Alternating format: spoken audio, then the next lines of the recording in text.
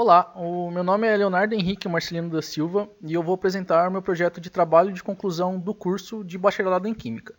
O projeto tem como título o estudo de encapsulamento e liberação controlada de moléculas farmacologicamente ativas de baixa solubilidade aquosa. E ele foi realizado sob orientação do professor Arthur Franz Kepler. A liberação controlada é uma técnica amplamente utilizada na indústria de fármacos e que oferece muitas vantagens em relação à administração convencional, como o direcionamento de onde o composto será absorvido, a proteção do princípio ativo contra as condições do organismo, a possibilidade de utilizar substâncias hidrofílicas e lipofílicas, a diminuição da dosagem e do tempo de tratamento, visto que há um aumento na eficiência de liberação. Um dos possíveis meios para se ter a liberação controlada é através do encapsulamento do princípio ativo, que é uma técnica utilizada para recobrir todos os tipos de materiais de interesse, que podem ser sólidos, líquidos ou gasosos, normalmente utilizando materiais poliméricos, os quais envolvem as partículas e as liberam em condições específicas. Muitas indústrias, como as de alimento, farmacêutica, de cosméticos, entre outras, empregam técnicas de encapsulamento com diversas finalidades, que garante proteção dos compostos a condições adversas, como pH, temperatura ou luz. Como, por exemplo, um fármaco ser ingerido, mas só ser liberado no intestino, resistindo às condições adversas do estômago. Após o princípio ativo ser encapsulado, é necessário um mecanismo para que ele seja liberado no local e na forma de interesse. E esses mecanismos, existem diversos tipos de liberação e variam de acordo com o material a ser encapsulado. Os principais são os que liberam com a variação de temperatura, de pH, por ruptura mecânica, por biodegradação, por solubilidade no meio, por permeabilidade seletiva e gradiente de concentração no meio. De modo geral, são três os mecanismos de liberação, que são difusão do fármaco a partir do sistema de liberação, uma reação química ou enzimática que degrada o polímero e liberação por osmose. Os materiais poliméricos são os mais utilizados para realizar o encapsulamento devido à sua grande versatilidade, sua grande biocompatibilidade, biodegradabilidade, flexibilidade na modificação de suas propriedades físico-químicas, adicionando ou removendo grupos específicos e possibilidade de se obter diferentes estratégias de liberação. Eles são classificados como polímeros naturais, que são utilizados na forma como são extraídos, como por exemplo o colágeno, a celulose ou a quitosana, os polímeros naturais modificados, que são polímeros naturais com pequenas modificações para melhorar as suas propriedades, como o aumento no tempo de degradação, e também os polímeros sintéticos. Para um preparo de um sistema encapsulado, há diferentes metodologias, que as principais são os métodos mecânicos, onde são os mais utilizados em produções de larga escala, e as técnicas mecânicas mais usuais são o revestimento por atomização, a centrifugação multiorifício e o mais comum entre eles o de secagem em spray, onde o fármaco em solução é nebulizado juntamente com o material revestidor em uma câmara de evaporação, causando uma rápida solidificação das gotículas, originando as partículas de interesse. Há os métodos físico-químicos, que são baseados na dissolução do fármaco juntamente com o polímero em um determinado solvente, seguido da adição de um não solvente, que acarretará na precipitação do polímero. E também há os métodos de coacervação, que consistem na obtenção de partículas encapsuladas através da separação de fases, onde uma fase contém a molécula dispersa em altas concentrações, que é a fase do coacervado, e na outra fase a molécula se apresenta em baixas concentrações, em equilíbrio químico. Aí, ao se depositar o coacervado nas partículas insolúveis no líquido, ocorre a formação de cápsulas embriônicas que originam as microcápsulas. Assim, os sistemas poliméricos de encapsulamento de molécula de baixa solubilidade possam se tornar moléculas farmacologicamente ativas sem o uso de solventes tóxicos e com uma liberação lenta e gradual do princípio ativo. Entre os sistemas poliméricos mais utilizados para o encapsulamento estão a classe dos poloxamers, que são polímeros não iônicos que apresentam uma estrutura em bloco do tipo ABA, onde sua cadeia central é hidrofóbica, formada por polipropileno glicóis, e as laterais são hidrofílicas, formadas por polietileno glicóis. Como as cadeias apresentam diferença de solubilidade em água, os poloxamers são capazes de se organizar em micelas esféricas. E no trabalho foi utilizada uma mistura de Poloxamer 188 e 407, que eles diferem apenas no número de repetições de suas cadeias, sendo o 188 apresenta a fórmula química de A com 101 repetições de cada lado e B com 56 repetições, e o Poloxamer 407 com A podendo variar de 2 a 130 repetições e B de 15 a 67 blocos de repetições. A classe de compostos que foram utilizados no estudo são moléculas com grupo funcional nitrona, que apresentam um esqueleto geral representado, sendo o R3 obrigatoriamente diferente de hidrogênio. Elas são moléculas que apresentam propriedades antioxidantes e são utilizadas no tratamento de doenças como Alzheimer, mal de Parkinson, ELA, entre outras. Só que um dos grandes problemas desses compostos é a sua baixa solubilidade em água, o que dificulta a execução de testes in vitro e em vivo. E esse problema leva a um grande estudo no campo de síntese orgânica que visa funcionalizar o esqueleto das nitronas com o intuito de modular sua polaridade e aumentar a sua solubilidade aquosa.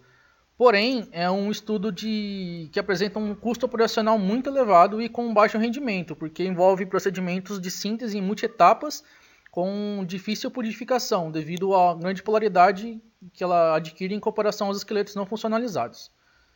Tendo isso em mente, e como os compostos com grupo funcional nitrona apresentam um grande potencial farmacológico, o objetivo do trabalho foi buscar uma alternativa mais prática e eficiente para o aumento da solubilidade das moléculas em meio aquoso, através do desenvolvimento de um método de encapsulamento polimérico e também analisar seu perfil de liberação controlado em testes in vitro. Inicialmente, foi feito um estudo da solubilidade das nitronas puras. E para isso foi pesado 1 mg de nitrona e adicionado o menor volume possível de água deionizada até que toda a sua massa fosse dissolvida. E esse mesmo procedimento foi realizado para a determinação da solubilidade aquosa das nitronas após o encapsulamento. Para o preparo da solução estoque de nitrona pura, foi adicionado 100 mg de nitrona em um Eppendorf e juntamente com 1,5 ml de metanol. E esse sistema foi agitado até total solubilização, sendo essa a solução estoque de nitrona pura. A partir dessa solução estoque, foi preparada a solução estoque diluída, que foi pipetando 100 microlitros dessa solução e adicionando em outro Eppendorf juntamente com 1,5 ml de metanol. Para o preparo da solução de polímero, foi pesado 6,4 gramas do Poloxamer 188 e 1,6 gramas do Poloxamer 407 e adicionado em um Erlenmeyer contendo 42 ml de água deionizada. O sistema foi mantido em banho de gelo e sob agitação magnética por 1 hora, até que todo o polímero tenha sido dissolvido. Para o preparo da nitrona encapsulada, foi feito pesando 10 mg da nitrona pura, adicionados em um tubo Falcon contendo 2 ml de metanol. E esse sistema foi agitado até total solubilização. E em seguida foi adicionado 1 ml da solução de polímero, e também agitado e deixado em repouso por 24 horas sob refrigeração. Após esse procedimento, a amostra foi congelada com nitrogênio líquido e levada para um liofilizador onde permaneceu 24 horas até a total remoção do solvente, restando apenas a nitrona encapsulada.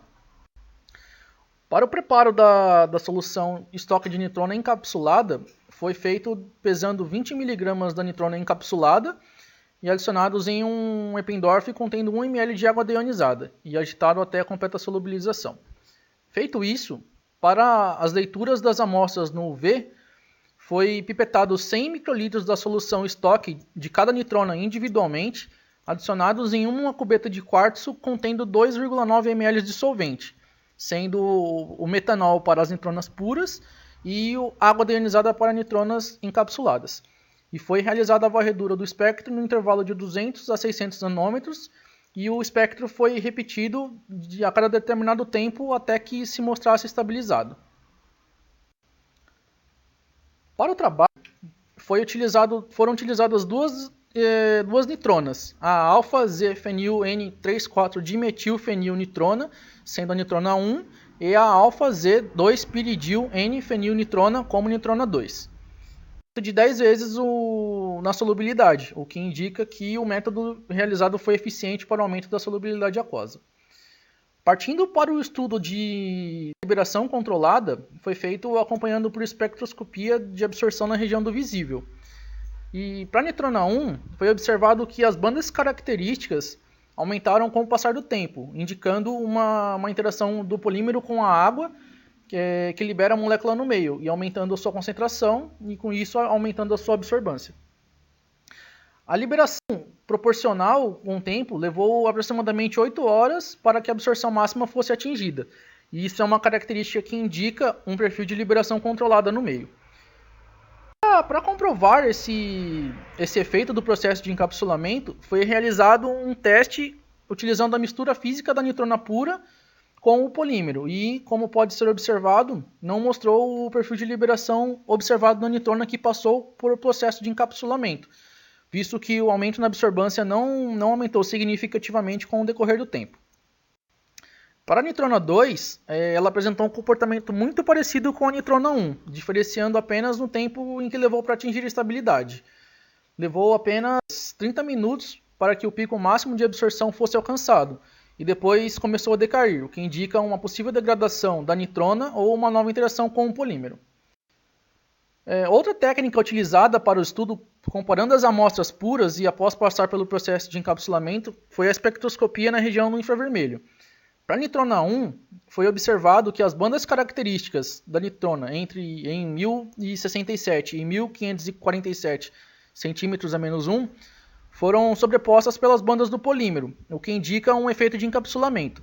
Porém, essa interação não pode ser confirmada com total certeza, pois para tal confirmação necessitaria de uma análise de microscopia ou de raio-x, que mostrariam como as moléculas estão arranjadas, mas não foi possível de serem realizadas. E com isso, existe a possibilidade de que a sobreposição das bandas da nitrona pelas bandas do polímero pode ser também devido à concentração do polímero estar muito acima da concentração das nitronas. Também foi realizado o teste com a mistura física da nitrona e do polímero, sem passar pelo processo de encapsulamento, e foi observado um comportamento diferente, onde as bandas apresentaram um formato não definido, o que é um indício de que ocorreu um outro tipo de interação entre a nitrona e o polímero. Para a molécula 2, os resultados obtidos pelos espectros de absorção na região do infravermelho também foram muito parecidos com a molécula, com a nitrona 1, onde as bandas características da nitrona em 1067 e 1547 centímetros a menos 1 foram sobrepostas pelas bandas do polímero. E da mesma forma, com a mistura física, houve o surgimento de bandas com bandas não definidas, o que mostra um outro tipo de interação comparado às nitronas com o processo de encapsulamento. Com isso, com todos os testes realizados, podemos concluir que o método de encapsulamento se mostrou muito eficiente para o aumento da solubilidade das nitronas, visto que houve um aumento de 10 vezes. E com isso, possibilita realizar testes em vivo sem o uso de cosolventes, que são tóxicos para as células. Porém, já para se ter uma certeza de que tipo de interação estaria ocorrendo entre a nitrona e o polímero, necessitaria das análises mais específicas, como as de raio-x e a microscopia, que mostrariam a imagem de como estaria a geometria das moléculas e para ser definido quais tipos de interação estariam ocorrendo. Bom, muito obrigado e espero que tenham gostado.